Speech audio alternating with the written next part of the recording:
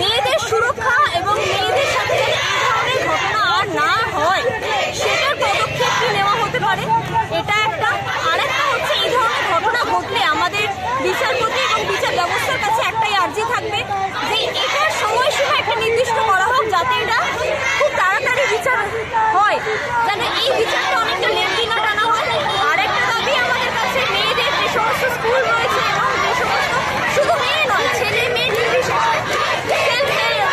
Self প্রোটেকশনের জন্য যে ধরনের মার্শাল আর্ট বা কিছু সেটা যেন সরকার থেকে প্রদত্ত করা হয়, সেটা সব জায়গায়, শুধু এই শেখার জন্য।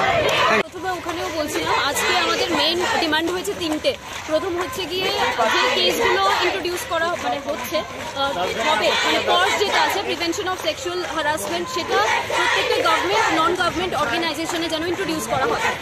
সেকেন্ডলি হচ্ছে গিয়ে প্রত্যেকটা স্কুল কারিকুলামে বাচ্চাদের জন্য সেলফ ডিফেন্স ট্রেনিং যেন ইন্ট্রোডিউস করা হয়। আর থার্ড হচ্ছে গিয়ে যে কোনো ধরনের মলেস্টেশন কেস বা রেপ কেস যেটা হচ্ছে, মানে ফাইল করা যেগুলো হচ্ছে, সেগুলো যেন একটা নির্দিষ্ট সময়সীমার মধ্যে ক্লোজ করে দেওয়া হয়, মানে জাস্টিস দিয়ে দেওয়া হয়। সেটাই আমাদের তিনটে দাবি। Thank you. এটা রাজ্যের মানুষের প্রতিবাদ, যে ন্যাক্কারজনক ঘটনাটা ঘটেছে।